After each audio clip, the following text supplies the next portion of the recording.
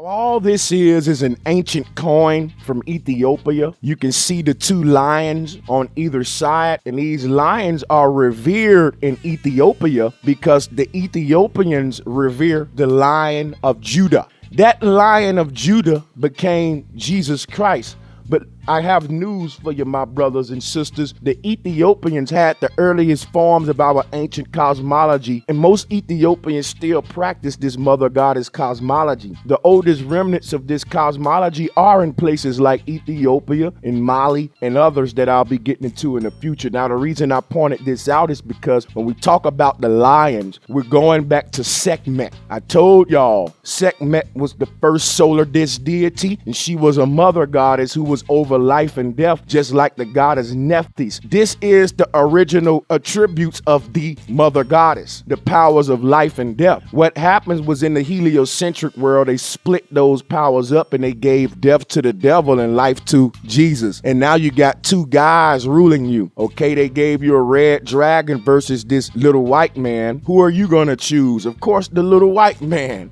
because he's what can save you from the scary dragon. So they have to play good cop, bad cop to get you to worship their patriarch gods. No one had to do that to force humanity to worship the mother, because the mother represented the cosmic egg. She represented nature. You don't have to try to worship nature. If you eat an apple and throw the core on the ground, when it decay and grow another apple tree with the seeds, you just paid homage to nature. It's impossible for you to go against nature because it's symbiotic. You can't live without nature. And what do we call nature? Mother Nature. So you can't live without mother. In fact, you wouldn't even be born if it wasn't for your mother. We cannot escape the power of the mama. Spike Lee tried to show y'all the power of the woman in the movie Chirac. This coin you see from Ethiopia got those lines on it. This go back to Sekhmet, not Jesus, okay? This predates all religions, what I'm giving you. Now, another thing we want to point out about this coin is the dimensions of it. This guy is actually forming an X with those wings in his legs, and you can see his body is upright on a vertical pole. This goes back to the X with the line in the middle, aka the Tibetan wheel, aka Mama Kali,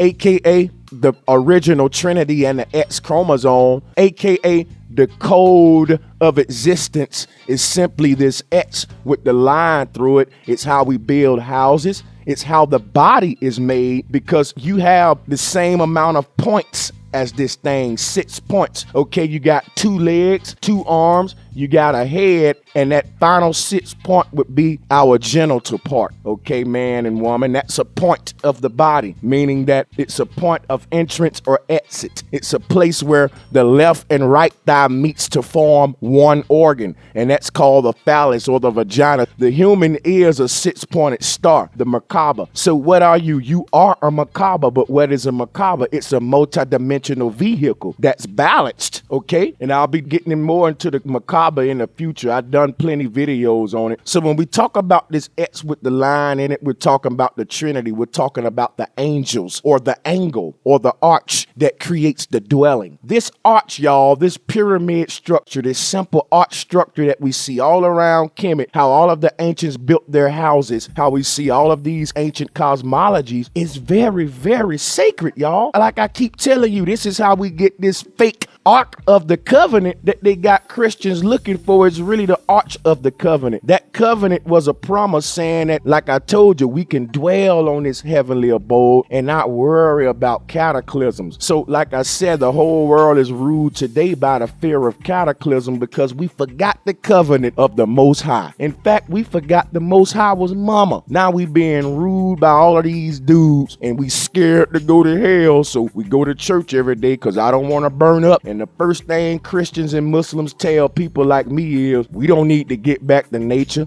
The earth is cursed, and Jesus gonna come back and get you, and Allah gonna come and get you. My God coming back to get you, brother Sanchez, because you ain't saying what I want you to say. So my God gonna beat you up. They even do this in the Kemetic community, but instead of gods, they say the sun gonna get you. You see, because they sun worshipers, and that's the problem. When you're worshiping the sun, you don't see that the moon is actually Hathor. Now stay tuned for future videos on the moon, because the whole thing about about the cow who jumped over the moon, we talking about your moon goddess was always a cow. So when you say moon, the root word of moon is M-O-O, and that's where we get the sound for the cow that says moo. And this is why they tell you that the cow jumps over the moon. And this is why in ancient Kemet, the cow goddess Hathor is responsible for creating music. The root that you get for music, M-O-O, this all originates from ancient Kemetic cosmology. It all originates from Hathor, the cow goddess, which is a form of all of your moon goddesses who wear the horns. So for all of you sun worshipers, this picture you see in front of you now is a goddess. This goddess is a form of Ma'at or Hathor, and this is carved in a certain temple in Kemet. What I want to point out to you is right off the back, the scarab beetle by her face. We know that represents the figure 8 infinity, that represents life and death. So we're dealing with another form of the mother goddess here in front of our face. You can see the two males opposing her on both sides, all right, surrounding the deity or sort of protecting the deity and being messengers for the deity. I'll be getting into the archangels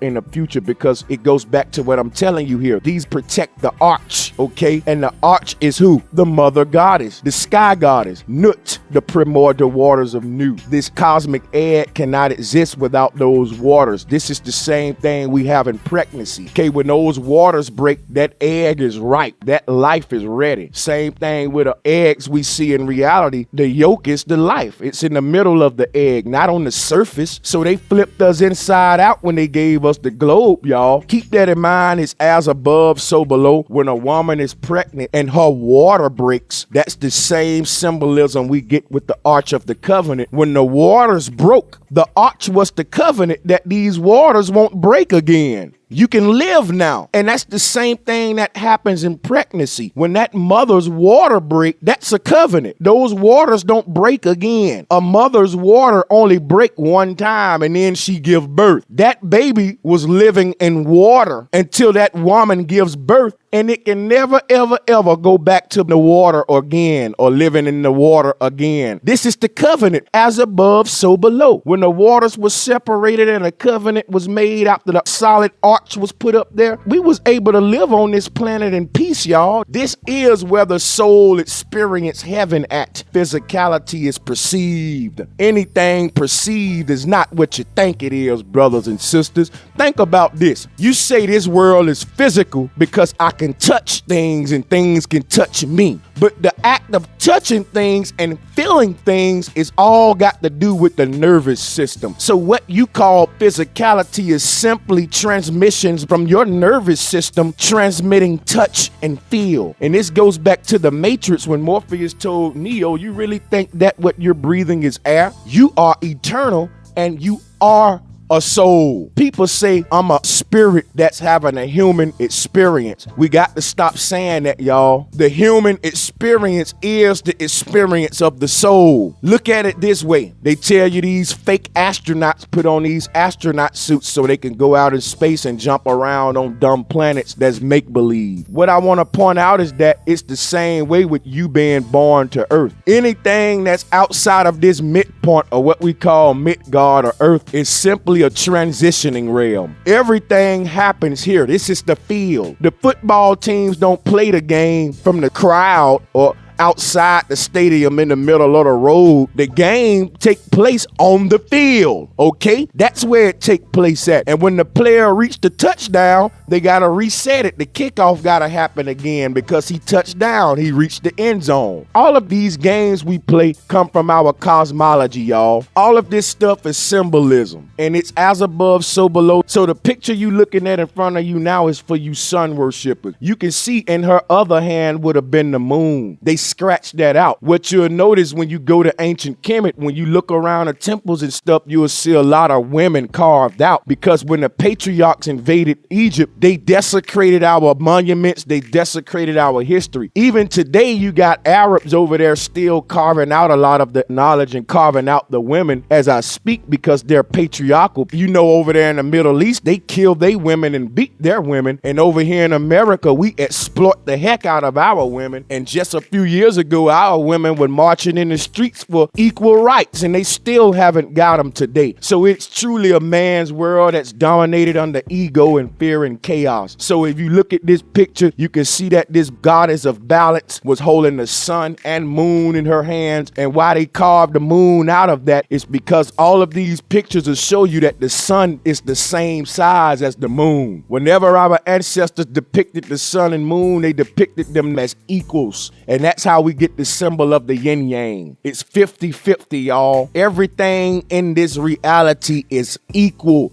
It's 50-50. So the sun is not bigger than the moon. They're both equal polarities. The sun is brighter than the moon, but the moon is dimmer than the sun. So this is where you get into a segmented mentality. Somebody will say, well, the sun brighter than the moon, so it's better. Well, I can say, well, the moon dimmer than the sun, so it's better. Who said bright is better? I might like lighter light better than I like brighter light. So all of that is perception. That's all opinion. They both equal. If I got a red light and a blue light, neither one is better. They're both equal lights. They just got their own uniqueness. And this is the same thing with human beings. None of us are better than the other one. All of us are equal with our own unique personality. The only way we can get into who's better and stuff is when we don't have our unique personalities and all of us are copycats and we don't know who we are. Then we can say, well, yeah, she's better than her because y'all are acting. You're not yourselves. And I can say, well, yeah, she's acting better than her. She's acting that role better than her. But there's no need to act when you're yourself. You're your unique self, and everybody shine because everybody unique. So this picture in front of you represents the balance of the sun and moon held in the hands of the goddess. But you can see most of y'all sun worshipers today. This picture right here is a prime example of what I mean, how you guys get your ideology. Most people that's Kemetic don't realize they're sun worshipers. Atun is a form of sun worship, and I'll be doing videos on it in the future. All of this stuff lacks balance. When they get you to worship the sun, you're not balanced. You need the sun and the moon. Is 50-50, people. Balance is heaven. So let's move on. This here is just another picture of the hands up, don't shoot, but it's really the life and death symbol of the mother goddess. This is the Dogon Kananga, people. A lot of people look at the Dogon tribe and they see the Kananga and they say that represents Sirius. No, it doesn't. If that represents Sirius, then all of these must represent Sirius too. The Dogon aren't the only tribe that do this, y'all. This Kananga design is very ancient. So you want to understand what the Dogon know? Then stay tuned to Brother Sanchez. It has nothing to do about no Sirius. I told y'all Europeans corrupted the Dogon history to come back and lie to the black people in America. The Dogon hold the secrets of our cosmology, but we don't speak their language, black people over here. So all we do is buy books that Europeans sold to us when they went over there to talk to the Dogon, and we go by what the white man say, that they some fish people made from dolphin men, and us black people come all the way to Earth light years away from Sirius. Now we get mad when the white man call us a monkey. We say we didn't come from no monkeys. That's racism. But the white man tell you you come from Sirius, from dolphin people, and he tell you you're a god.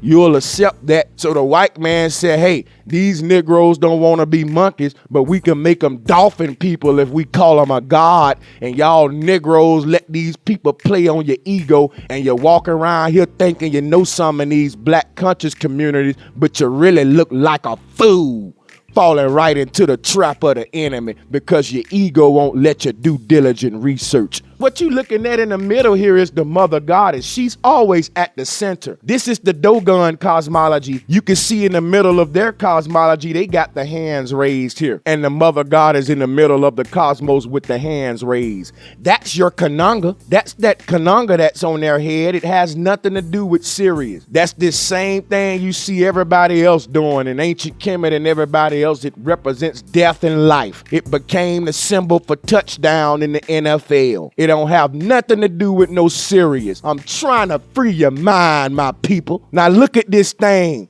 is made in the shape of a house. If you draw all the points out on this, you'll get the X with the line in it again. This became what we use for the tombstones today. The tomb is the womb. It's life and death. When you're placed in the tomb, you're placed in the womb. The same time the body is placed in the ground, the soul takes its cosmic journey and it comes back on around into the womb of the woman again. The tomb is the womb. This is why the mummies were called mummies when they were placed in the tomb. So what you're seeing in front of you is very divine. You even see your symbol 8 for eternity on both sides of the deity, of the mother goddess. That's the 8 for eternity, and the 8 is made by the serpents wrapping around each other. We ignore the simple stuff. We don't look at this art deep enough. The ancestors didn't write a bunch of texts. They had all of this art laying around it. They put a lot of time and effort into making. So when you look at this art, look at it good and study everything about it and be detailed. And the ancients will speak to you, because these symbols and these pictures worth 1,000 words. So what you're looking at is the Kanunga, the mother goddess, life and death, and the whole shape of this tablet that it's on is the X with the line through it, the Tibetan wheel. This is also, people, the hexagon. I'm not gonna get into the hexagon on this video. Get in the description links. I got a whole video on the hexagon. We got to move on right now. Here again, it's the same concept that you can see here. This is Ishtar, and as you can see, she has 2 arms up in that touchdown position again, symbolizing life and death. So these 2 arms up, we see a lot of the goddesses do this. Later on, you see gods like Vishnu and Krishna adopt this pose. So when you see the hands raised up like that, you often see some hands going down, because it's always as above, so below. And this is how we get these 4-armed deities, okay? And as you can see with this goddess here, Ishtar,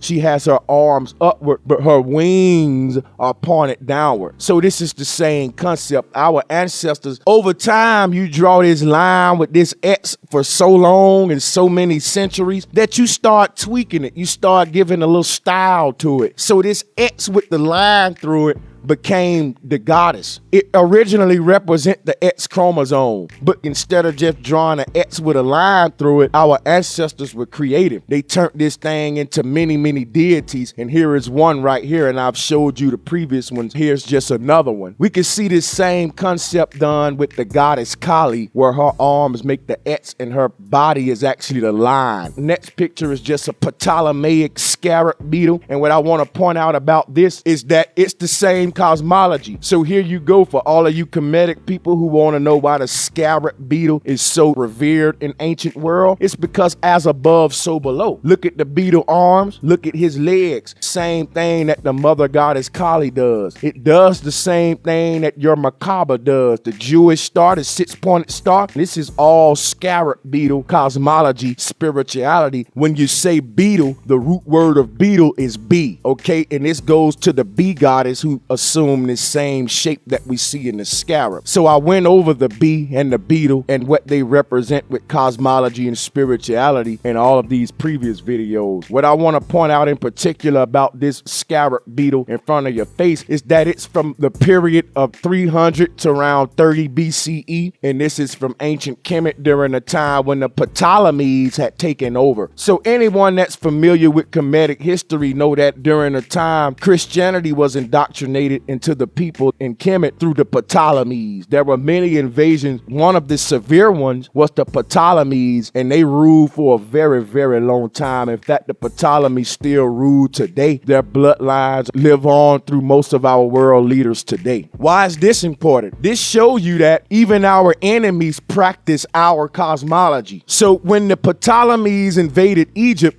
Pharaoh was a title that outsiders could not achieve. Just like a person couldn't move to America from Cuba and become president. You have to be born in America to become a president. You just can't move here and get the title of president in this country if you weren't born here. This the same law we had in ancient Kemet. You could not be a pharaoh if you were not from Kemet. Now, our ancestors didn't deny anyone to come over on the land, so we had plenty of people traveling through the land and settling on the land with us, and it was a very booming place to be. It was very advanced civilization, and it was a moving destination, sort of like places are today that get a lot of move-ins because they're places of booming industries or what have you or whatever. So when these invaders came to our ancestors in ancient Kemet, they adopted a lot of our practices, because you got to keep in mind our ancestors had the best practices in the world. Anything that a Greek had, by the time they made it to Kemet, they would have abandoned their stuff and incorporated ours. The world flocked to Egypt back in these days. The city of Luxor is where we get the word luxury from, because during these days when you rode down the Nile and you looked out at the bank at the pyramids, it was a sight to see. We're talking about a skyline that trump anything you want to show me today. Ancient world was beautiful. Our ancestors was practicing divine science. So when invaders took over, they adopted the scarab beetle. They made it theirs. So part of them taking your history, taking your land, is saying, now this belong to me. So now when I show most people the six-pointed star, they say, oh, that's the Jews. No, that don't belong to no Jews. That belong to our ancestors. When I show most people the poison symbol with the goddess Kali and all of these poison symbols with the skull and bones, they said that belonged to the Skull and Bones secret society with the presidents. Our ancestors had it first. When I show people all of these symbols, they say, oh, that belonged to the Illuminati. And that's what they want you to do. That's how you hide the stuff behind spookism. So their children adopted this cosmology. Those invaders adopted all of this science and all of this knowledge that I'm giving you. Today we learn everything we know from the invaders. We go to school to be miseducated. I'm giving you what they stole from us. But you have people who will argue with me and give you the same baloney that the enemy gave us to throw us in the matrix, when I'm showing you what they're hiding from you. So the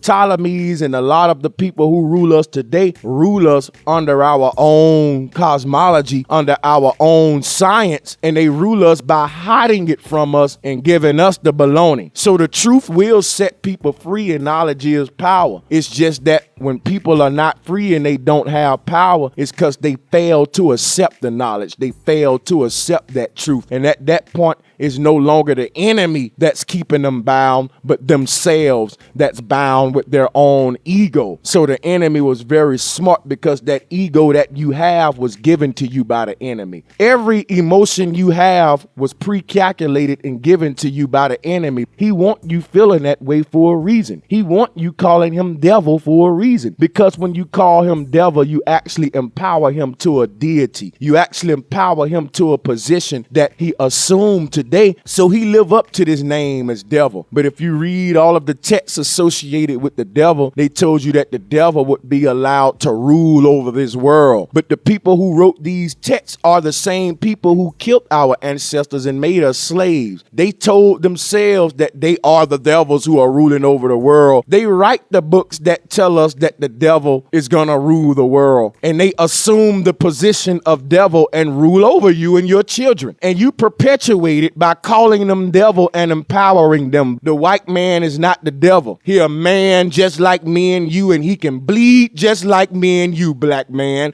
So quit coming to me with this devil crap, because these black folks around here talking about the white man is the devil are scary black men who don't want to do nothing. Once they deify him and make him the devil, ain't nothing we can do to fight back against a spirit. But once you make him a regular man like me and you, he can easily be touched. Understand that a lot of these leaders in your black conscious communities, they don't want to do nothing but perpetuate the ignorance, because long as all of y'all in these communities are ignorant, they can keep doing lectures, showing up saying black power, collecting their money, walking away. If all I got to do is show up and yell black power to a bunch of ignorant people who don't want to learn the truth about themselves, they just want to get patted on the back, because they scared of this truth that I got over here. Once Brother Sanchez show up on the scene talking this truth, these Negroes can't get over on the people no more selling all of these $100 books, $200 books, when the truth is simple. You don't even need a book. Your body is the book. Our ancestors ain't buy no $100 books. They went outside and looked up at the sky.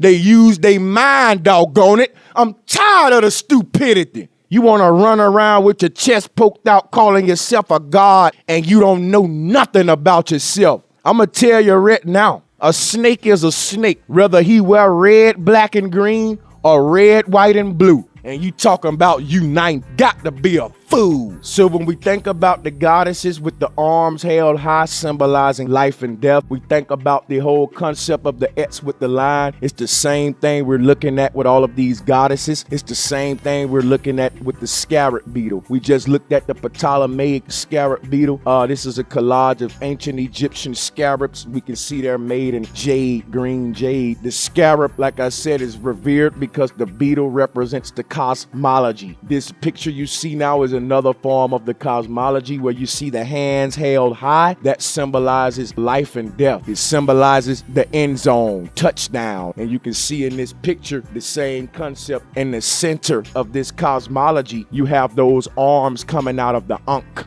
The Ankh is the anchor, and this all go back to the city of Angkor Wat that is built in the shape of an Ankh. When you say Ankh, that's the root word of anchor. The Ankh is actually the top of the anchor. The anchor actually makes the coat of arms, and all of this goes back to the bee goddess. This goes back to the cosmology. So when you look at this picture you're looking at, you notice that the Ankh is sitting on a type of totem pole. That is called the tree of life. That's a form of the tree of life, okay? Also, this gonna go into a future video of what I'm gonna do on Nikola Tesla and show you how he actually used this cosmology to invent most of our electric world, most of the tools and gadgets that run our electric world today. When we say electric, it goes back to L energy. It has nothing to do with Saturn. When you look at a totem pole, a phone pole is built the same way you see this tree of life at the bottom of this picture that this Ankh sitting on. Our phone poles are built this way, all right? And I'm gonna do future videos showing y'all what I'm talking about that. Just wanted to point this picture out to show you the same concept. You'll see this same thing in Sumeria where you got the two entities opposing one another as above so below with the hands facing the middle of that tree of life. It's the same concept we had with Adam and Eve. You got Eve on one side, Adam on the other side, and the tree of life in the middle. It's the same thing here with these two goddesses with the tree of life in the middle. The same concept. This is simply a trinity. You notice that it actually makes a triangle. From the top of the sun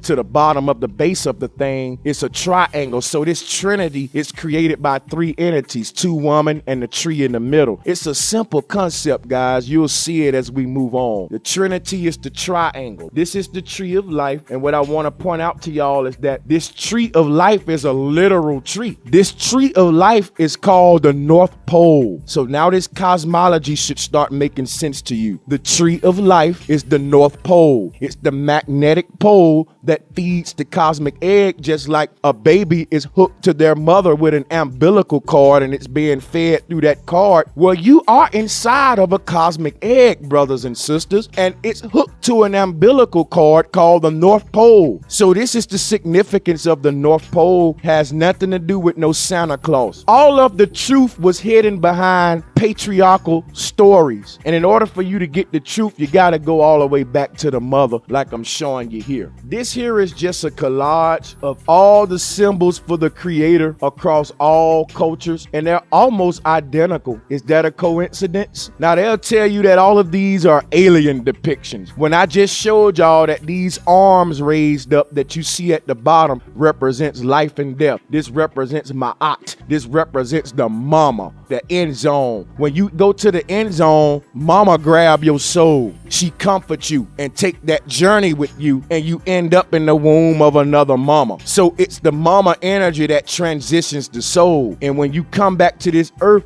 your mama is who you looking forward to create a heavenly experience. What if your mama tortured you? That'll be a bad experience for that baby. You have no control of it. You at the mercy of that mama. So the mama, y'all, is the original deity to everybody on the planet. And it's as above, so below. The cosmic mother gave birth to our cosmic egg. So when you look at this collage, you see all over the world at some point, all of the ancients had the mother goddess cosmology. cosmology. Even the people who invaded us, the Europeans and the Greeks, had the mother goddess cosmology. This is where you even get the Virgin Mary from. Like I told you, you go to the beginnings of all of these religions and you can see flat earth cosmology. You can see the mother being revered in the early stages of the religion. When they done away with the matriarch, it wasn't just a sudden thing. It was a gradual process. And here we are today where the popes rule and it's just all males.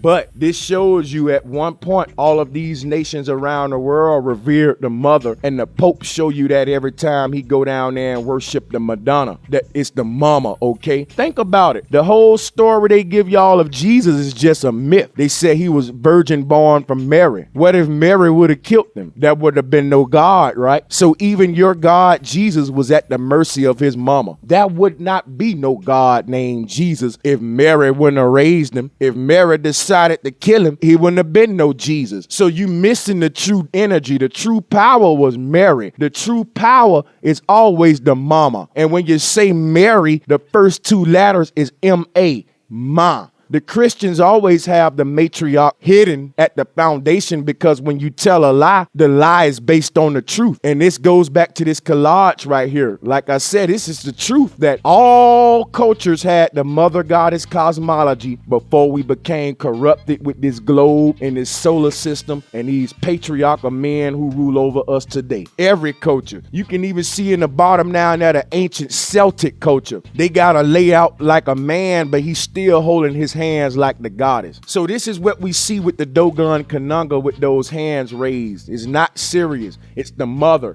If you look at the Dogon cosmology, you will see this same woman with her hands raised with this touchdown end zone position at the center of the Dogon cosmos. Her name is Amma, A-M-M-A. And when you rearrange the letters, it's M-A-M-A. It's simply mama again. They also are from Mali, and the root word of Mali is Ma. This is just a picture of the goddess Dendera, and this goes back to Cairo in Egypt. This was a goddess that was worshipped in Cairo, Egypt, and this goddess is still worshipped in Cairo, Egypt, and her name is Dendera. This is a form of Sekhmet and a form of Hathor. You can see on each of the spikes on her tips, these star-type spikes later became your spurs. All of this stuff comes from the ancients, y'all. Nothing is original because when you look at the spur, what you're looking at here is the X with the line again. That's all this is. It's very simple. So this is the goddess Dendera, and this is another form of Sekhmet, Hathor, and the original mother goddess. And Dendera is where we get the word den from, and we know that when we talk about lions, we say that lions live in dens. We call them the lion's den. So think about what I'm telling you. This goddess is named Dendera, and she's a form of Sekhmet. Sekhmet was a lion goddess who was over the solar disk, and she was also over life and death. So think about what I'm telling you here. Sekhmet was over life and death, and we know that life and death is symbolized by the hands up,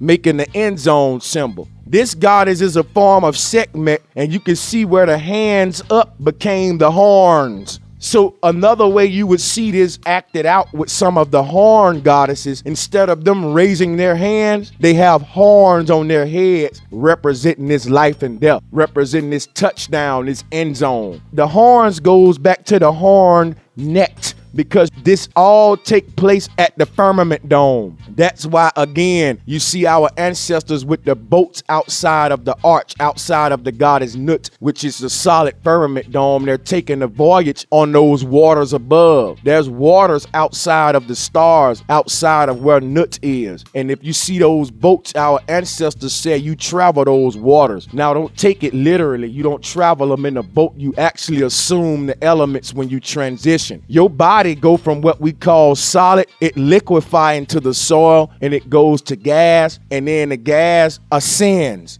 gas ascends. But what happens is when the body is liquefied, it takes its cosmic journey. All of the waters of the earth recycle themselves in the ground system, and they all find their way back to the oceans, and eventually all of the ocean water goes inside of the inner earth. And when the water goes inside of the earth, it goes out of the earth and back in again. It makes a figure 8, just like everything else make their journey in this cosmic egg. Everything in this cosmic egg makes this journey. You go in the ground, and then you ascend in a gaseous form, and you fall again as that gas transition to liquid, then to solid again. This is a continuum that we call existence. When you meet up with the Elohim, as some call it, is not no deep stuff. You simply meet up with the elements. You assume the elements. You assume gas. You assume liquid form on your journey to become back to this midway point in a human solid body again. Whenever you're not in this midway point, what we call heaven or Midgard, whenever you're not here, the soul is always trying to get here. So everything above and everything below, again, is the transitioning areas. So when we look at the goddess Dendera here representing life and death, just like Sekhmet, these arms would be the equivalent of the arms raised, okay? And we're gonna move on. This is a little collage of Egyptian goddesses. I'm really fighting for time right now. I was gonna go into this and give y'all some knowledge on this, but I'll save it for a future video. But basically what you're looking at is all of the goddesses in ancient Egypt. I'm so sorry, not all of the goddesses. This is a pantheon from a certain dynasty. What we want to point out about these goddesses is the different attributes with them. What you really want to keep in mind is that none of these goddesses you're looking at are separate entities. They all represent the different attributes of the mother goddess. For example, right, when you were a Christian, most of you, they taught you that there's only one God, but they taught you that this one God has many roles. They even give each role a name. They say Jehovah Jireh, Jehovah this or Jehovah that. I know I'm not naming them all, but when you talk to a Christian and you say, hey, there's a Father, Son, and a Holy Ghost, how can there be one God? What a Christian would tell you is that, hey, you're one person, right? You're a son because evidently you have a mother, so that makes you a son. I'm pretty sure you have a friend, so that makes you a friend. And if you have a job, that makes you an employee. So you're a son, a friend, and an employee. And if you were a hunter, you would also be a hunter. But you're only one person, okay? This one person can be many things, all right? So when we talk about these different goddesses, we understand that there's one cosmic mother who manifests herself in these different forms of creation. So I'm one person, but I can be many things, okay? So we must keep that concept in mind when we're dealing with gods and goddesses. These are not separate entities that's running around the sky somewhere, y'all. This is where you get all of the spookism in your Kemetic communities from. These are simple concepts that are personified in deities, all right? Now let's move on, and this is just the 42 ideals of Ma'at. And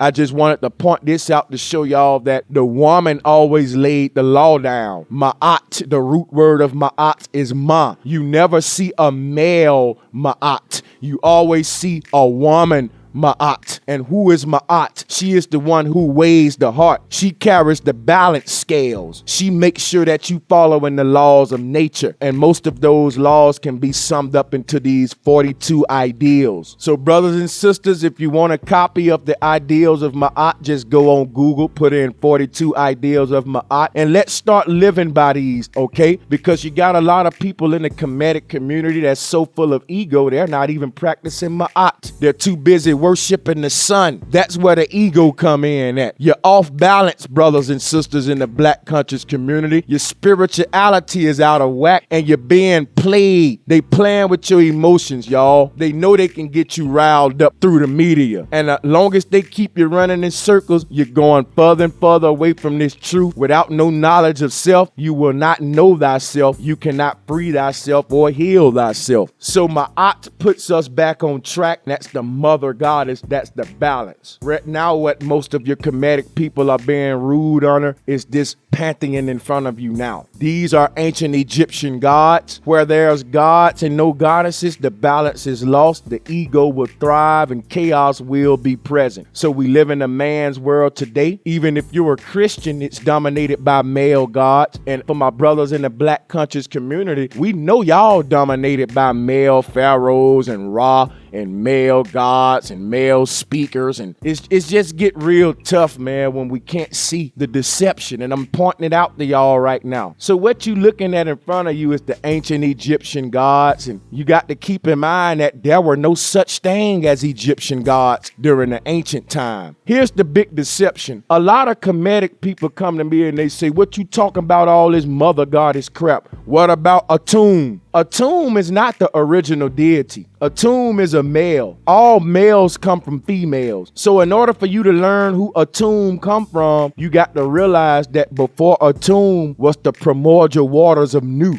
Mother Nuwa. And this is where your Kemetic people start scratching their head and their ego come into place, because I know something they don't know. And instead of them saying, brother, enlighten me on that, they don't want to know it because they don't know it. And their ego say, well, I don't want to be schooled by nobody else when I thought I knew everything. So forget what you talking. I'm going to remain a sun worshiper and basically screw the mother, okay, which is the truth that can free us. So what we got is a bunch of conscious communities going around spewing nonsense, and they call it lectures, a bunch of messy crap. You got big time black lectures going around speaking to you for an hour on why black men should be dating black women, and they ain't giving you no history, ain't telling you nothing about your human origins, and it's a bunch of gossip, a bunch of crap, who's screwing who, why this black man ain't screwing that black woman, and the doggone Kemetic teachers are just as feminine as the women, because some of these folks are just crooked, man. They know who they are, ripping the people off with false projects that they never manifest, but they create a cash pit and they walk around calling themselves teachers. All they doing is riling up the women, not even taking care of their own children properly, but they call themselves a teacher. Think they can tell the woman so much when they're a womanizer and don't even have a woman. Let's move on, y'all, because it gets real sad. Before we move off of this ancient Egyptian gods that got most of your Kemetic brothers in this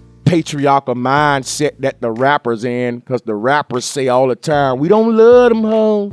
The same mentality we got in the Black conscious community. You never hear them talk about any of these goddesses that I'm showing you. When the last time you went to a Black conscious lecture and they taught you about this cosmology and they taught you about these beautiful goddesses that hold all of this divine knowledge that we need today? Why they ain't telling you about it? Because they part of the program. They are part of the program. The Black conscious community been infiltrated, y'all. What you call Black consciousness is just another form of European brainwashing that's playing with your ego, and in exchange for them making you believe you're a god, you still go out and live the reality of a slave. Only thing is, now you do it with pride, which is very dangerous. So even though our reality hadn't changed one bit, we just adopted titles like gods and kings, and that's so foolish to me.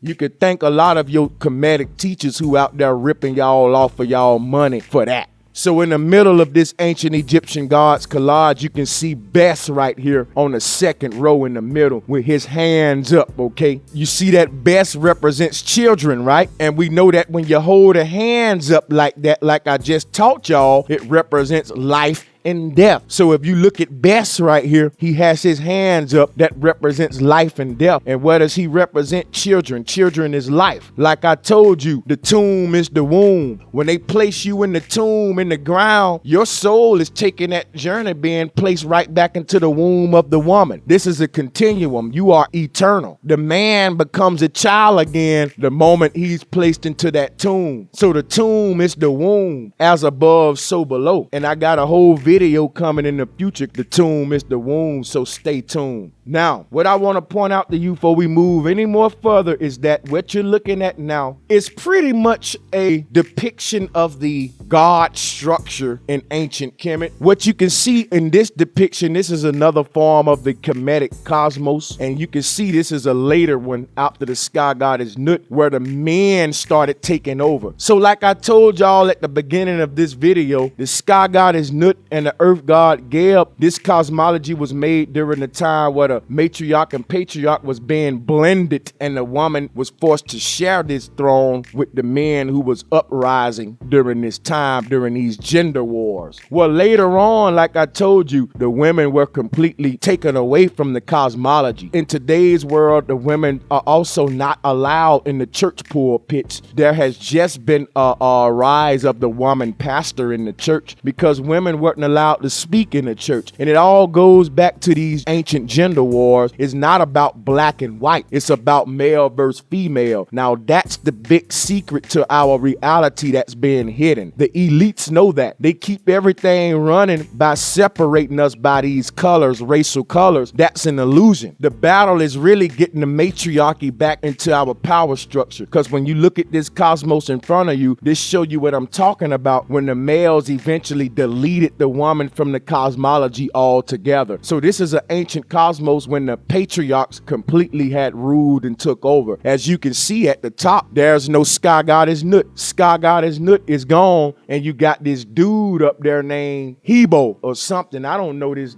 guy's name, but he replaced the sky goddess Nut, just like Ra replaced Sekhmet. So we can see how the patriarchs took over the cosmology, and now we still rule today under this patriarch cosmology. Now look at this collage. You can see that the sky goddess Nut had the stars in her body. This really hurts my heart. We can't see how the woman is being desecrated in all of these texts and all of this stuff. Now look at here. They took the stars out of her, and they got the stars suspended above the arch. The mother held the stars. The stars were always within the firmament. So we see now with this cosmos was the slow process of them getting it to how we got today of this fake solar system with the sun dominating. We see slowly but surely the stability of the mother being taken away. When the sky goddess Nut was up there with the stars in her body protecting us. Now we see this dude up here, the stars suspended in space, and it's starting to finna get more and more chaotic here, okay? As we move on, this later became into something totally different, but you can see the steps right here, how they removed the goddess from the sky arch and actually removed the stars, and this is the first beginning of the patriarchal cosmology, because what they tell you is that all of the stars are suspended in the void of darkness and that they are moving along uncontrollably and all of that. This is the first forms of that because they had to create this cosmology when they took the sky goddess Nut away. I told y'all, once you put the male in the cosmology, everything changes because the woman got the womb. Like I told you, the womb is the tomb. So the tomb and the womb is centered around the cosmic egg. We make our journey through the womb and the tomb, and we travel through the cosmos. Like I told you, the ancients had the boats outside of the sky goddess Nut to take this cosmic journey. When you move them stars out there and you change Nut to the male, you get a different story with this picture, and it changes history. So the truth is hidden behind these little changes. When we take the woman away and put the male there, you get a male story as opposed to the story of the mother, which is the truth. This shows you again another form of this same cosmology. So people say that our ancestors believed in a globe and that they weren't flat earthers. You're in denial. All of our ancient ancestors knew that the earth was flat. What you're looking at now, this is an ancient cosmos from Mesopotamia. And as you can see, if you look at where Egypt is on this map, you can see Canaan and you can see Mesopotamia right there. Keep that in mind because all of these cosmologies that was surrounding Egypt shared the same cosmology. We talking Cush, Canaan, Mesopotamia. All of these people shared this cosmic egg cosmology. So it just wouldn't Kemet. So people can't deny this when they say that, you know, everybody wasn't on the same page with this flat earth cosmology. People will say, well, our ancestors in Sumeria didn't believe the earth was flat, or our ancestors in Kemet didn't believe it was flat. How? I'm showing you the sky goddess Nut bent over Geb. Geb is not a ball. He's laid out flat. And this Mesopotamian cosmos showing you the same thing is very specific, people. They were very particular to make this sky goddess bend her back in the arch. This is where we get the Arch of the Covenant. They were very specific to make the earth plane a plane flat, okay? All of the ancients saw our cosmos this way. Why don't we see it this way today, y'all? So you can't be fully Kemetic consciousness if you believe in the globe. You've robbing your spirit and you really in a state of stagnation. Also, if you look at this Mesopotamian cosmology, you see the sun and the moon equal sizes. You got to pay attention to that. In all of the ancient cosmology, the sun and the moon are equal sizes, 50-50 yin-yang. Again, this is where we get the yin-yang symbol from. The yin-yang symbol is a depiction of the circuit of the sun and moon given to us by our ancient Asian ancestors or our Nagini ancestors from Cambodia and Angkor Wat. They shared the same cosmology in those lands, and I'll be getting into each one of those in the future. So when we talk about the sky goddess Nut, y'all, you see bit in this picture, you notice the stars are in her body as opposed to the patriarchal form that we saw the stars on the outside, because the mother represents the cosmos. This is why she holds all of the stars. Anything beyond the stars, we're talking about the transitioning realms. The stars are nothing but HD projections, y'all, and I got videos coming on that. There is no such thing as outer space. What we're calling the stars is the covenant. That's the dome that keeps the waters above from flooding this earth plane as they did in creation. So the sky goddess Nut making this arch is very significant. This arch, you see it in your Masonic symbolism. You see this arch all around ancient Kemet. They built everything on this arch design. You see it in the cemeteries on all of the tombstones because it's a simple symbol that represents our whole cosmos, because we're enclosed in this spherical dome. The Muslims even build their mosque with this same science. What you're looking at now is another depiction of the Kemetic tree of life. Our Kemetic ancestors never spoke of a globe, and I dare you all to go research Kushite and Kemetic cosmology. You won't find a globe. All you will find is the cosmic egg, the flat earth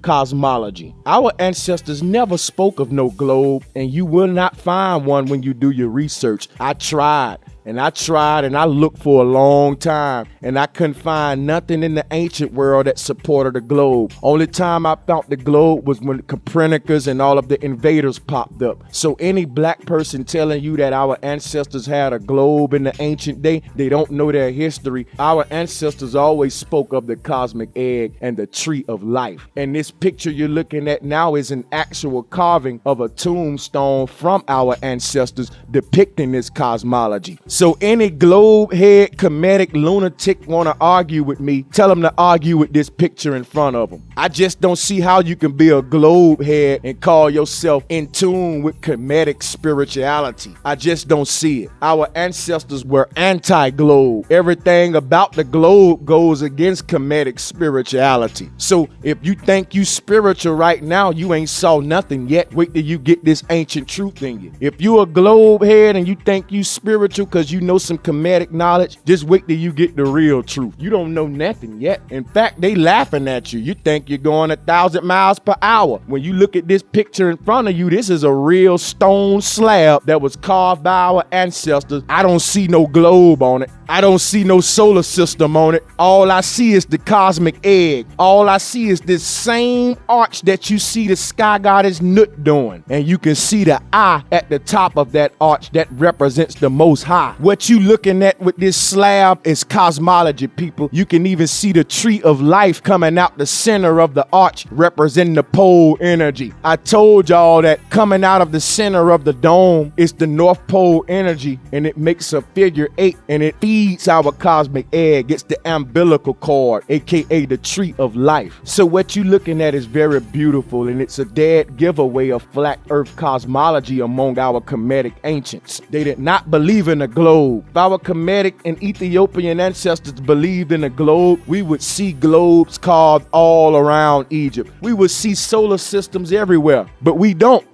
All we see is this cosmic egg, this arch with a flat plane. We see a flat plane at the bottom of this thing, y'all, and the top is arch. Just like during the daytime when we see a rainbow, we see that rainbow as an arch, but we see at the end of the rainbow is a flat plane. They said you can't reach the end of the rainbow. The rainbow proved that we enclosed in a spherical dome because light reveals the shape of its container. So when you see a rainbow, they tell you that the rainbow is a memory of God's promise of the covenant. Yeah, just like I told you, the sky goddess Nut represents that covenant, that promise that was made that we'd have nothing to worry about those waters breaking up there. So when you see the rainbow, that rainbow light reveals the shape of its container. So that rainbow letting us know, listen, you are enclosed in this arch dome. Because when you see a rainbow, it fits the shape of the arch that we're enclosed in. It's projecting itself down to us in the form of an arch because the light assumed the shape of its container. So we are contained inside of a spherical dome on a flat plane, and a rainbow is proof of that. So when we look at this ancient Egyptian cosmology, our ancestors knew what they was talking about. You can believe NASA and Neil deGrasse Tyson all you want to. Understand that anybody telling you that the solar system is coming from our ancestors is lying, because I'm showing you right in front of your face ancient Kemetic cosmology. This is not a solar system. Why do we accept lies, people? Brother Sanchez showing you right now that our ancestors didn't believe in no doggone globe. The person gave us the globe. I'm showing you who it was. I'm showing you all around Kemetic and Kushite history. All around our cosmology is nothing but the mother, the cosmic egg. Our ancestors would never believe in a globe. And don't you listen to nobody telling you that our ancestors believe in a globe, because that person is very, very lost. Now let's move on. This is a book called The Kemetic Tree of Life. It says Metaphysics and Cosmology for Higher Consciousness. I never read this book, but what I want to point out to y'all about a lot of this stuff is that a lot of people who make these books talking about the Kemetic Tree of Life and cosmology for higher consciousness, they are globe heads. So you are going by this book and you will read about the tree of life, and it'll tell you about how this tree of life relate to your chakra system, and it'll tell you how this tree of life relate to each planet that's orbiting the sun, and they throwing you off. The tree of life is the North Pole. But when you buy these books, they give you a bunch of spookism, a bunch of complicated crap that don't make no sense. They put this tree of life symbol up there and they give you a bunch of baloney, and they tell you this means Venus, that means Saturn, this means Mercury, this is this chakra. People, that's so doggone far from the truth. That's so not true. You will not get the truth from anybody concerning cosmology unless that person is a flat earther. You got to understand that up until I became a flat earther, I thought I knew something. But when I understood that the earth was flat and came to the grips that it's flat, everything I thought I knew, I really know now. All of those loose ends I couldn't tie up. What happens is we have a lot of knowledge while we globe earthers, but there's still a lot of loose ends and a lot of holes that we can't tie up. So we compensate by using spookism. Somebody asks you a question, hey, why is this that way? Because what you said don't make no sense. And since we don't know everything and we got missing pieces to the puzzle, a lot of people compensate with spookism and they make up stupid stuff instead of saying, hey, I don't know. But you can know.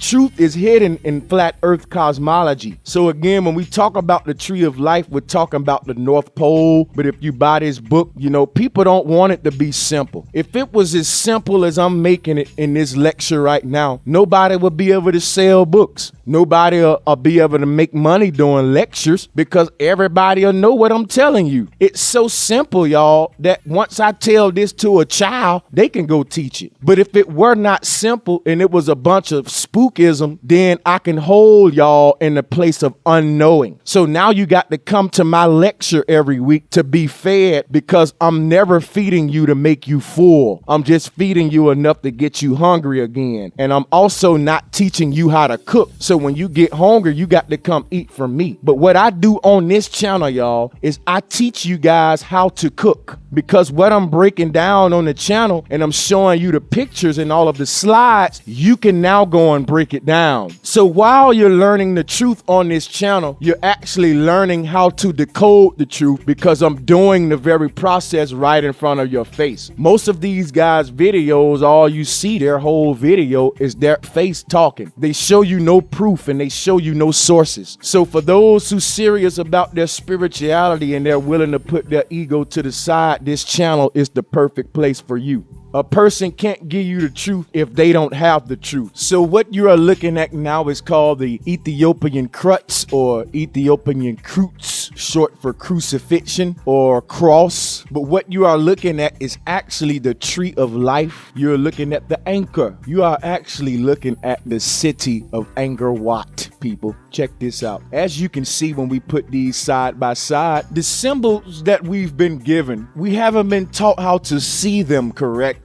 As we compare this Ethiopian crutch to the Ankh, to the city of Angkor Wat, we can see this cosmology appearing and reappearing right in front of our faces, yet we still want to accept the globe. When all of our indigenous brothers and sisters, all of our ancient cosmology, all of our symbolism we use even in religious worlds today is centered around the mother goddess cosmology. This Ethiopian crutch gives it away because we're talking about Kushite. Today we know that they are under Christian pagans and they have been invaded as well. But the original cosmology is still in Kush and practiced by some, even though most of the world today is under the religious rule. This shows you how ancient cosmology can't help but pop itself up even in the religious symbolism, because it's so hard to hide the simple truth, and when you tell a lie based on the truth, we will continue to see the truth there. Basically, the lie is really giving you a new story associated with the image, because if I would have told you to look at this picture and tell me what it is, most folks would just say a Christian cross. Until I tell you about the layout of Angkor Wat, until I show you how the Ethiopians in their history and their ancient day practiced the mother goddess cosmology, until I start breaking down to you, even when you look at, it's 4 arms on that cross, and each one of those arms got 3 points representing the Trinity, representing the bee goddess, because you got the head and the wings. See, this is the swastika right here, and it goes back to your lucky sevens, because your sevens make the swastika. Your 7 is the angel, okay? 7 is heaven, 7 is even. The number 7 is the angle, or the angels. And when you take 4 7s and lay them out as above, so below, you actually create the swastika. And we know that 4 7s is 28, and 28 is 10, and 10 is a triangular number, people. So it goes back to the Trinity again, the triangle, the Trinity angel. When we talk about the Trinity angel, we simply talking about the mother of creation, how everything in nature is surrounded by this divine intelligence. Even when you put a seed in the ground, it knows what to do. Cut the skin heals without you having to do anything, because this intelligence is everywhere. There's no such thing as voidness. So when you grasp what I'm telling you, your reality will be perceived a lot better. The Ethiopians understood flat earth cosmology. I can keep going in on this Ethiopian crutch,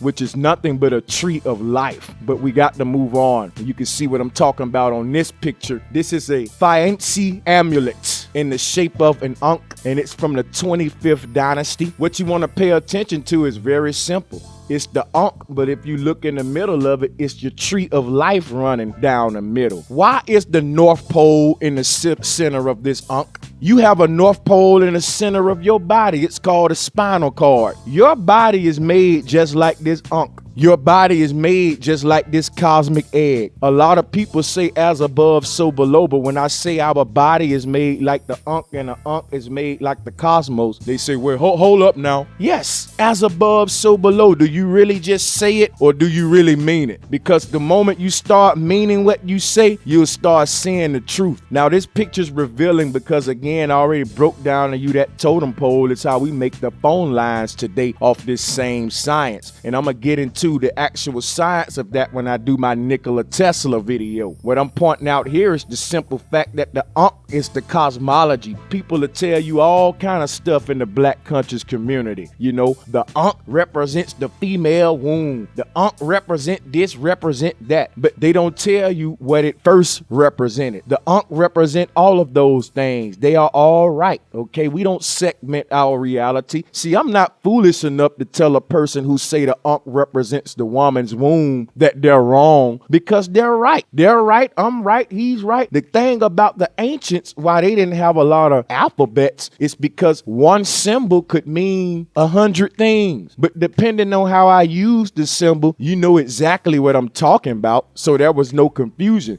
Just like context clues, just like we talked today. If I walk up to a brother and I say, what up? He gonna dap me up and we gonna be like, hey, what up, bro? You know, but if I walk up to him and I be like, what up? Now it's time to fight. The same word, but the way I used it shows you what I mean. So the same thing with ancient symbolism. These symbols can mean many things, all right? Now, to understand the totality of the symbol is to go back to its root meaning. When we go back to the root meaning of the Ankh, it's simply the cosmology. So when we say as above, so below, when you go back to the root of anything, you always go back to the cosmology, because that's the above and the below. Just like the tree reaches up to the sky. The tree grows upright and it reaches up into the sky. Its branches reaches up high, but its roots goes down low. And the lower those roots go, the lower they dig, the more stable that tree is, the more it can raise up high. So there's a balancing act.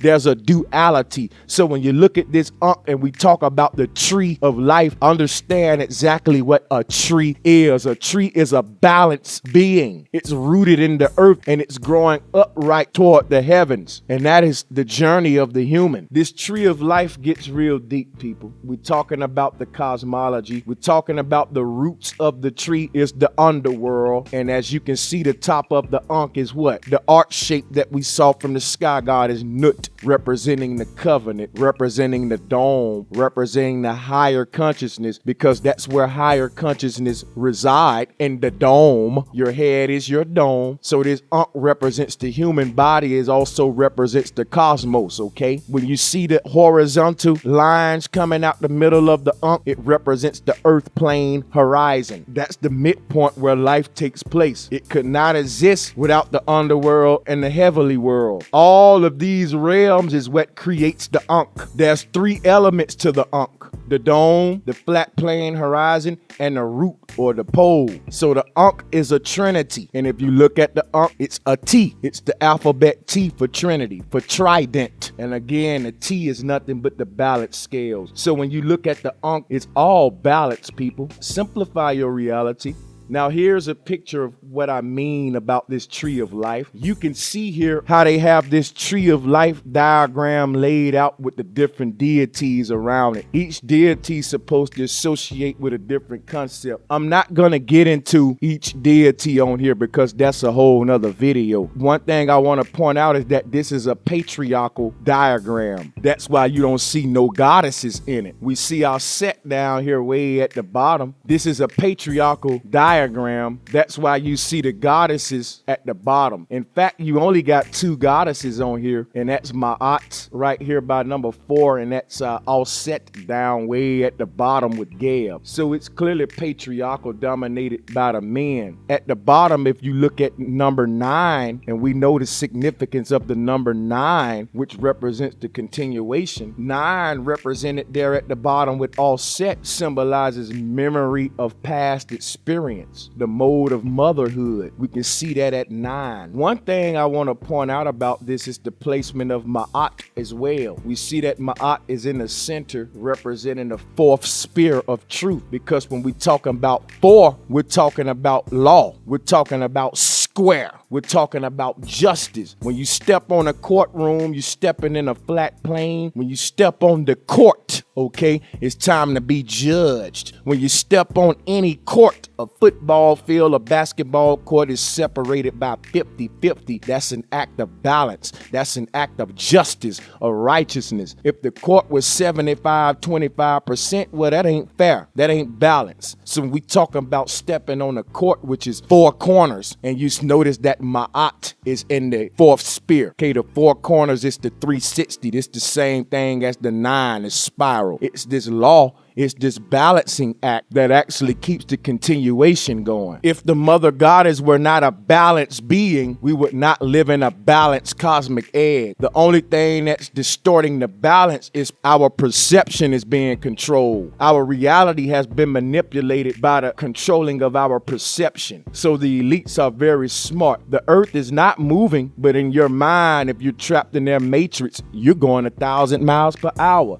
So this is very deep that we get back our ancient flat earth cosmology. Our ancestors were flat earthers. And one thing I want to point out about this diagram before we go is that it's 10 houses or 10 spheres. And again, I told y'all the significance of the number 10. The number 10 is a triangular number. It's a triangle number. I did a whole video on triangle numbers and on the mark of the beast. That's very interesting. It's very powerful. Check that out, okay? That's why it's 10 spheres in this diagram. You cannot make the tree of life without 10 digits. You cannot make a triangle without a triangle number. For example, 2 can't make a triangle. 2 dots can't make a triangle. You need 3 dots to make a triangle. 4 dots can't make a triangle. So we understand that it's certain numbers that can only make triangles, and these numbers are called triangle numbers. 10 is one of the most divine triangle numbers. 666, divine triangle number, and that's the reason why they put the huge stigma around that. Understand that this whole tree of life is made by the number 10. That's why I told y'all 10 is a formula. So when you deal with triangle numbers, you see how the numbers become formulas now. Because when you deal with sacred geometry, it's bigger than the number. It's the shape that the number will allow. And if you want to go real deep, you can do the geometry on a layout of the number hieroglyph itself, like I will be doing in the future. Now, very, very important, what I want to point out to everybody before we move on. Look at where Amen is. Now, Amen or Amen-Ra is the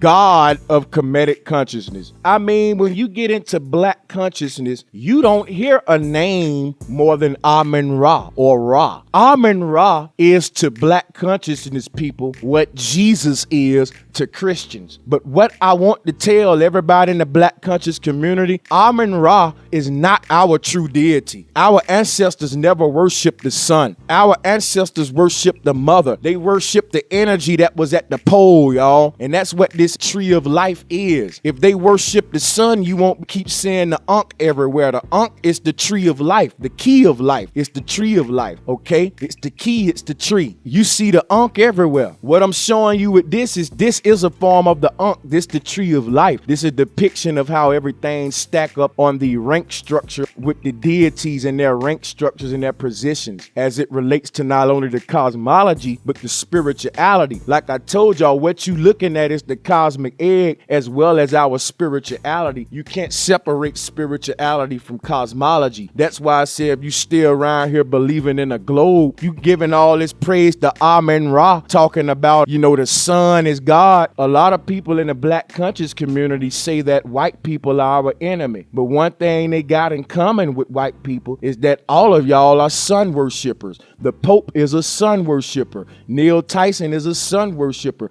All of your secret societies and Masons and Jesuit priests and Jews and all of these people are sun worshipers. They fool you in the black conscious community to worship the sun because they get you to believe that the sun is their enemy. Listen, y'all, I got videos coming in the future. Stay tuned. The sun is not the enemy of white people. And I'm going to prove that. I'm going to prove to you why they want you to believe that. Because like I said, if everybody believed that the sun hates white people, then we start looking at them weird. Everybody on the planet look at white people special, like it's something about them. Now we have deified these people. You don't understand. You deify people when you say that. You turn them into a deity. That makes them on a godly level that the sun in the sky would feel the need to punish them, but yet they still rule the world. So the sun ain't doing a good job. You got people in the conscious community saying, well, they get burnt up, they gotta put sunblock on. And I know a lot of black people who use sunblock too. So we got to get out of this stupid way of thinking we've been given. This whole sun thing got out of control, y'all. They using this sun thing against us to empower themselves. You telling your children that the sun don't like white people, that's why it burned them. As a child, that'll make me scared of white people. And if you scared of them, then they rule you. You don't fear nobody. But when you give somebody all of these spooky attributes, you turn them into a monster. And that's why we say the white man is the devil. Do you know who the devil is and how powerful the devil is? We giving the white man so many props when we say that, and he actually lives up to it. Now, what we looking at the top of this tree of life, I want you to pay attention to Amen, because this is the God of you Kemetic sun worshipers. Look at what's above Amen. The zero is surrounded in black. That represents the yoni. That represents the mother goddess. Look at what it says. It says concealed source of power,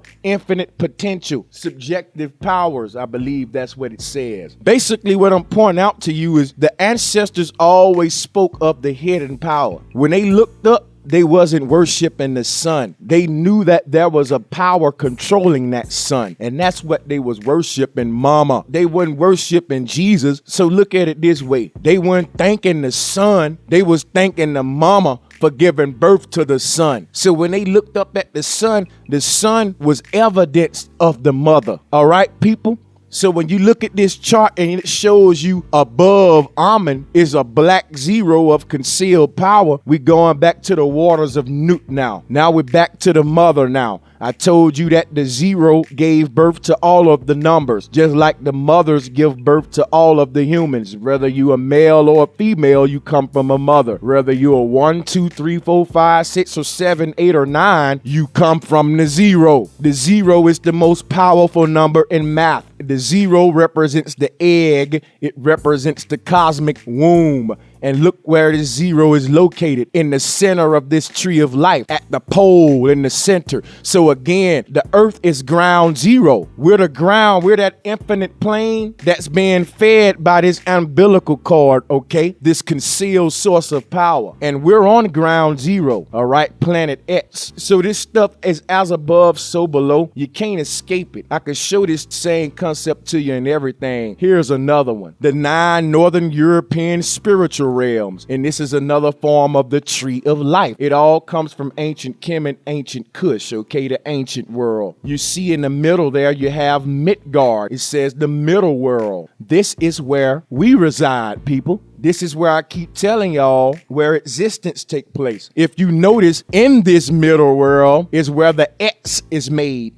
Now, I keep telling y'all about this X with the line through it that's represented by Kali, that's represented by the Tibetan wheel, that you see a lot of the tribal people with this X with the line through it. It became the poison symbol today. This same symbol is how we wrap up the mummies when we cross their arms, and their vertical body makes this X with the line. I told you that if you trace this out, you will get the diamond. If you trace it out, you can get the hexagon. You can get the cosmic egg as well. So this is a divine trinity, a divine concept. That's the cosmology. That's the code of everything. X chromosome, that's the atom. It's the way the cosmos is shaped. It's the way your body is shaped. So let's look at this, and I'm going to show y'all how it relates as above, so below. First of all, let's look at the middle world. Is actually where the X is at. That's why I say Earth is planet X. X marks the spot. Remember that you can't find a specific middle point for X on a globe. There is no center of a globe. But inside of a cosmic egg and the layout that we see with the ancients is perfect. Midgard is where we reside. You can see right there it's called human world. So we are mediums who live in Midgard. And as you can see in this realm, we have realm of ice and cold in the north. In the east, realm of the giants. In the south, realm of fire and heat, and in the west, realm of land and sea deities. These things get real deep because as you go up, you got the realm of light elves and air spirits, and bottom you got the realm of black elves and stone spirits, and below that realm of hell, the death goddess and the ancestors. I want y'all to really pay attention to this cosmology because above you got Asgard. That's the garden of the sky goddesses. But notice what's first is the goddesses. When you go all the way down to the bottom, who do you meet again? The goddess and the ancestors. So hell, realm of the hell, the death goddess and the ancestors. Now this is a different hell that you all grew up knowing about with the lake of fire and burning with the devil. No, this is a transitioning phase. This is before the corruption took place. So even in this European cosmology, you see that the patriarchy hadn't fully rose yet. Like I told you, everybody had the mother goddess cosmology, and slowly but surely everybody abandoned the mother. This is a form of a European cosmology that took place before they abandoned the mother. And you can see all around their upper world and bottom world, you meet the goddess. You meet the goddess at each touchdown. Think of this as a football field, like I was breaking down to y'all earlier, how the goddesses raised their arms up, signifying end zone. The upper world is an end zone. The lower world is an end zone. After you reach there, you got to go back on the field and do the kickoff. So reincarnation and life cycles are very real, and we journey through this cosmos in these cycles and cosmic journeys. Each time you meet an end zone, lower world, upper world, you meet the goddess. And this is why the goddess is giving you the touchdown hand. You're gonna meet mama when you born on this earth. The first person you meet is your mama, and the last person you meet is the cosmic mother, who is there to assist your soul on its cosmic journey and bring you back to Midgard for more existence through another mother. Depending on how good you live your life and how good of a person you was, depending on what kind of mother that the cosmic mother will give you. If you got some karma you need to work out when you come back, everything happened for a reason, and karma is real. There's a law of the universe, and Ma'at is real. Everything goes around will come around. Here's another one, just showing y'all this same concept. You can see in the middle Midgard. You can see right there astral space or ethereal space. I find it funny. A lot of my black brothers out there in the black conscious community, we come into this knowledge from the streets. And what I find out is that we bring a lot of the street mentality into the conscious community. And instead of constantly seeking knowledge, ego gets in the way and creates calamity. I see a lot of black guys running around with red, black, and green flags on, yelling out non-ether.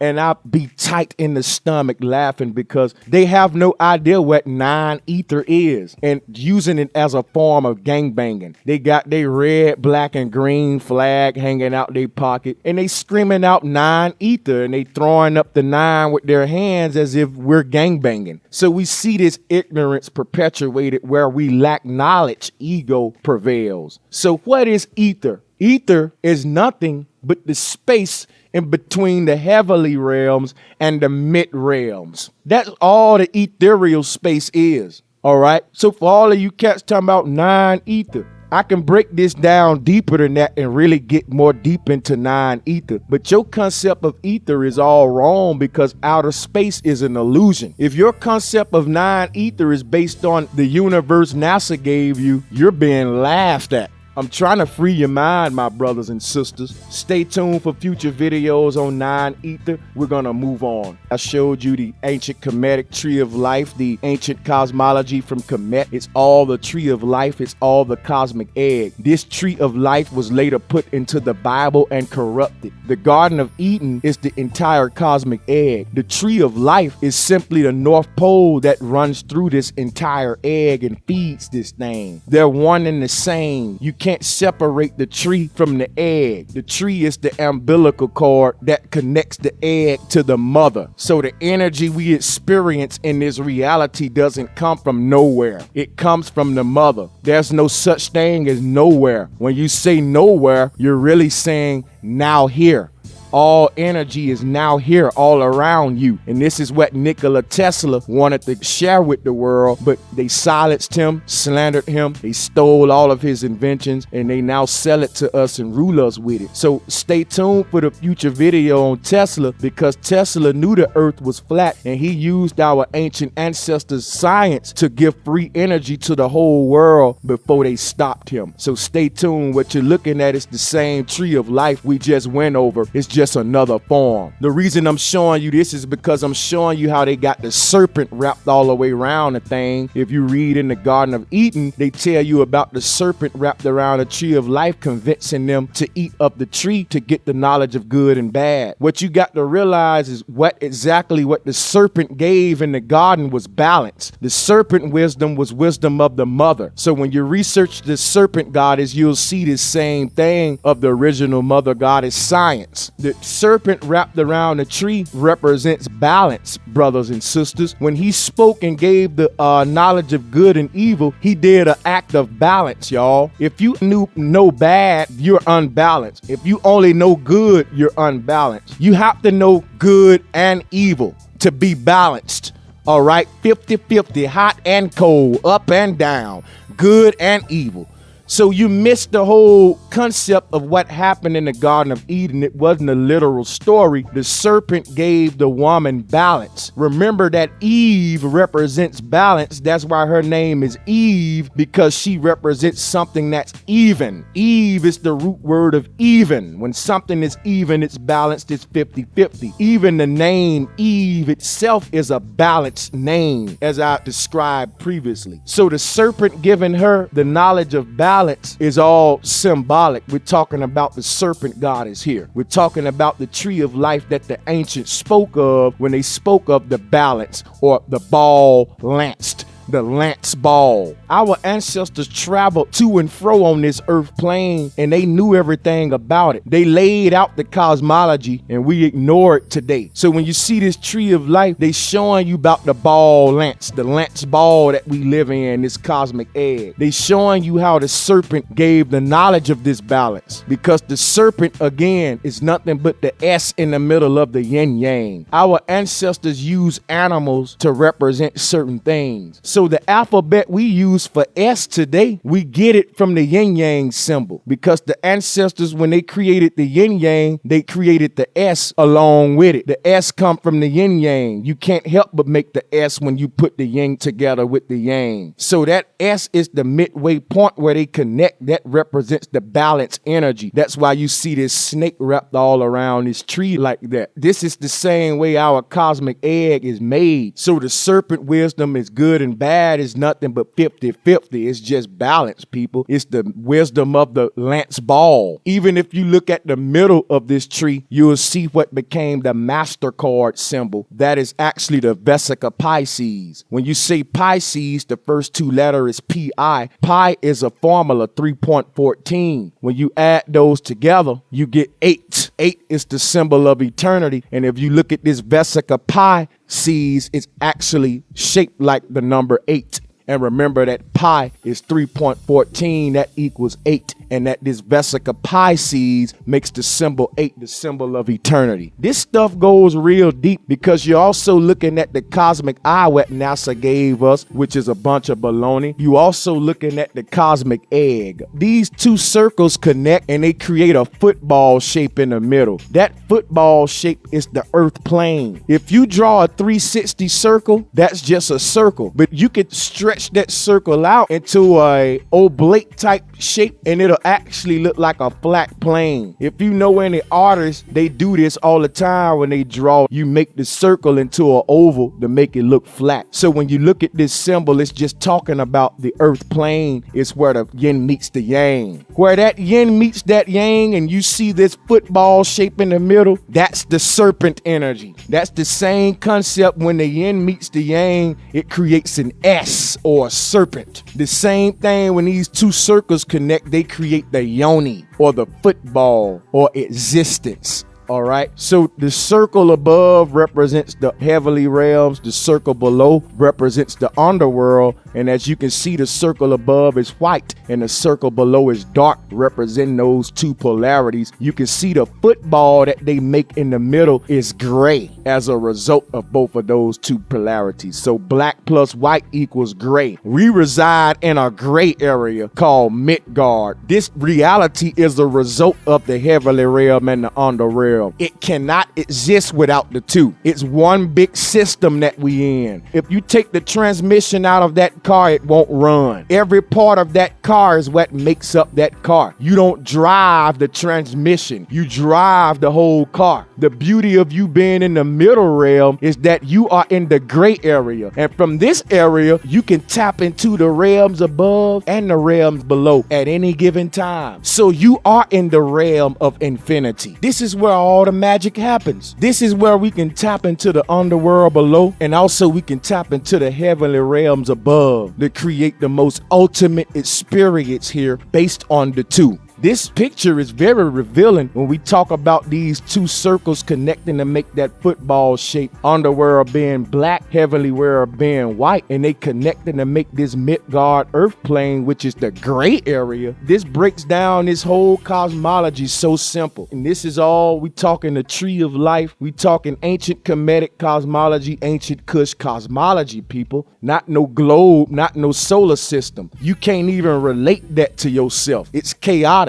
This is just another example of the same thing. I just wanted to drive this home with this tree of life to show y'all this concept. This is what the ancient Kemetic sky goddess Nut and Geb is showing you. Geb represent this Midgard area here. He's laid flat out representing Midgard. And above him is the sky goddess Nut making this arch dome that you see in all of these ancient cosmologies. You see that we are enclosed in the arch dome. Why do we ignore that, y'all? All of these ancient cosmos depictions, all of the tree of life, even the Ankh, all of this stuff, even your body, everything points to us being enclosed in an arch dome, even the rainbow, even the movement of the stars, how they circuit around the stationary Polaris. It all supports this, but we still say no, and we accept the globe with theories that we can't prove, when everything the ancients showing us is what we actually experience with our five senses every day. We walk outside and see a flat horizon, we look up at an arched rainbow, and we ignore our senses, y'all, and still accept the modern Western solar system that they give us and ignore what the ancients was saying. When we gonna listen to our ancestors and ignore these liars, that's when we gonna get liberation. All of these gods and goddesses and all of these ancient cosmologies around the world among all our ancestors is showing you this same cosmic egg, this same tree of life. Y'all picking up the Bible, reading about this same tree of life concept, giving it more power than what I'm showing you here, where the truth is being hidden. Come on, people. Now, this is just an Ankh collage, and this pretty much shows you what I was saying, how the Ankh is the tree of life. The Ankh is also called the key of life. The tree of life is the key of life. Again, when you look at this tree of life, it's the Ankh. It's also the anchor, and how the city of Angkor Wat was built. It's the saint's anchor. It's the bee goddess. All of this cosmology represented in this same symbol. This quick collage just shows you that comparison with the Ankh and the tree of life. It has all the same points. It's the same concept. I will get into it more in the future, but we gotta move on. So what we looking at now is actually a Mayan cosmos. A lot of people don't realize that. They say, how can that be the cosmos? Our ancestors simplified and personified this stuff. When you see how simple it is, what I'm telling you now, it's easy to see how that can be a Mayan cosmos. Just how easy it is to see how the sky goddess Nut and Geb can be a cosmos. Our ancestors personified different aspects of those portions of the cosmology into different deities. So your sky goddess was Nut, and you had an earth god Geb. But as I mentioned prior to that, it was all goddesses, because we know that the woman was the first creature on the earth. A lot of people in Kemetic communities agree that the woman was first, but then we forget that when we start dealing with cosmology. cosmology, we forget that there must be a cosmic mother, and that if it's as above, so below, there's a divine feminine energy that dominates existence. This Mayan cosmos is very revealing because at the bottom you see the spiral. That's the cosmic womb. You will see it on many, many mother goddesses. This idea later became the Milky Way galaxy. This spiral is actually how we make cinnamon rolls. This is an ancient concept, guys. The back of our hair actually grows out in this spiral form. Beehive cosmology, and even another concept of the first earliest Pope hats. What I want to point out with this is that this is also actually the 6-9 yin-yang spiral. This is the original cosmology, but when they took this spiral and turned it into a Milky Way galaxy and put it into their void of darkness, they strengthened their theories, because once we accepted the Milky Way galaxy, we accepted outer space along with it. There's nothing but inner space, as I keep showing y'all on all of these ancient cosmologies and all of these tree of lives. There's no outer space. Everything is inside the cosmos, so it's all inner space, and the Milky Way is actually the cosmic womb of the mother, as you can see in this ancient Mayan cosmos. It's just sad how they took these ideas and turned them into the Milky Way and corrupted all of this to hide the mother and to desecrate the woman, just like they did in their religious texts. And it's all important because when you desecrate the mother, you desecrate the life-bringing force. You desecrate the connection with Mother Nature. You disconnect humans from their life-bringing essence.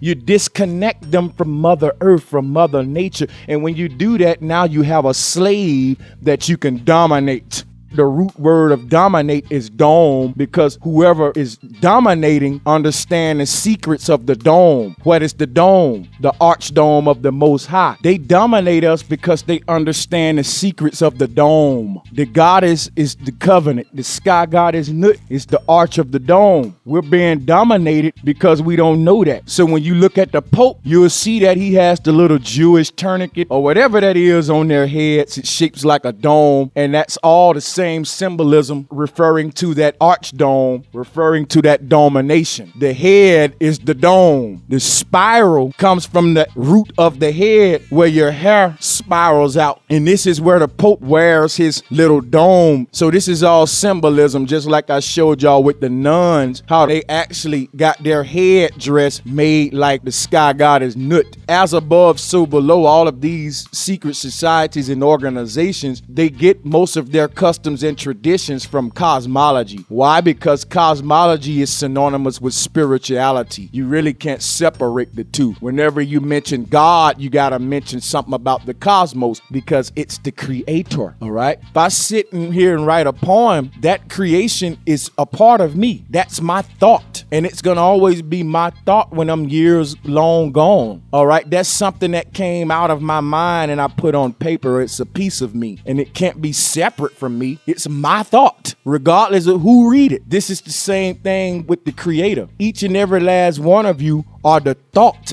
of the Most High Mother Goddess. She is experiencing creation through each of us and can't be separate from that which she created. Just the same way a parent can have experiences through the child. This ancient Mayan cosmos is the same concept that all of our ancient ancestors had, dealing with the Mother Goddess cosmology. This is an ancient Chinese goddess named Nukua. I just pointed this out because it goes back to the serpent goddess. I keep telling y'all about this serpent goddess. They call us the black Asiatic black man. We say we're serpent people, come from fish people. There's a lot of serpent talk surrounding the black conscious community. I keep telling y'all that all of this is nothing but the wisdom of balance. The serpent tails at the end of the human body just represent someone who is enlightened, people. It's no different than you seeing the serpent on the crown of the pharaoh's Uraeus. When they deified certain people, they made them a Nagini. So your bottom half would be turned into a snake tail, symbolizing you understood that wisdom of balance, because the snake represents balance. Again, that's the middle of the yin yang, is the serpent. So the serpent goddess is nothing but the mother goddess of balance. That's Ma'at. All of these little goddesses and deities represent the same one mother goddess, y'all. The serpent goddess represents balance. Ma'at represents balance. She carries the scales just like Lady Justice, all right? What you're looking at now is another form of the serpent goddess, and the name of this Chinese goddess is Nukua. And I want you to pay attention to the root is Nu,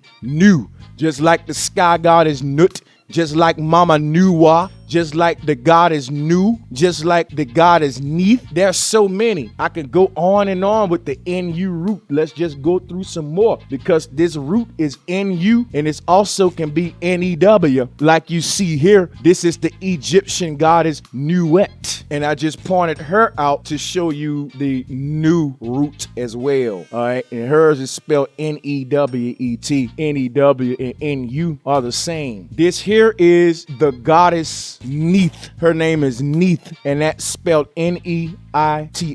This is just another form of saying Nu, because the goddess Nu represents infinity or balance. This is another form of Nuwa, Nu, Nut, and all of those mother goddesses that we mentioned previously. This is an ancient Egyptian hieroglyphic carving showing the goddess Isis wearing the crown of Hathor with the young pharaoh Seti on her lap. This is very deep, y'all. This is matriarch cosmology at its finest. We talking about the goddess Isis wearing the crown of Hathor. Why don't our people in the Black conscious community talk about this? I keep telling y'all that all of these horn goddesses with the horns like Hathor are the same deity. They represent the same concept in cosmology and spirituality. They represent the divine feminine. This is Isis wearing the crown of Hathor. Now, everything today is an attack on the divine feminine, the X chromosome. So they hit you with the planet X spheres. They make the poison symbol the X, and they take these horns away from the female goddess and they put them on the devil and turn that into some evil. 666 is the mark of the female. 666 represents the creative, life-bringing female energies. And as you can see, they call it the mark of the beast. The beast is Hathor. The cow is sacred. That's where we get the term holy cow, okay? The tradition of the bullfights and the cows being slaughtered the most to desecrate this stuff, y'all. It's all psychological warfare.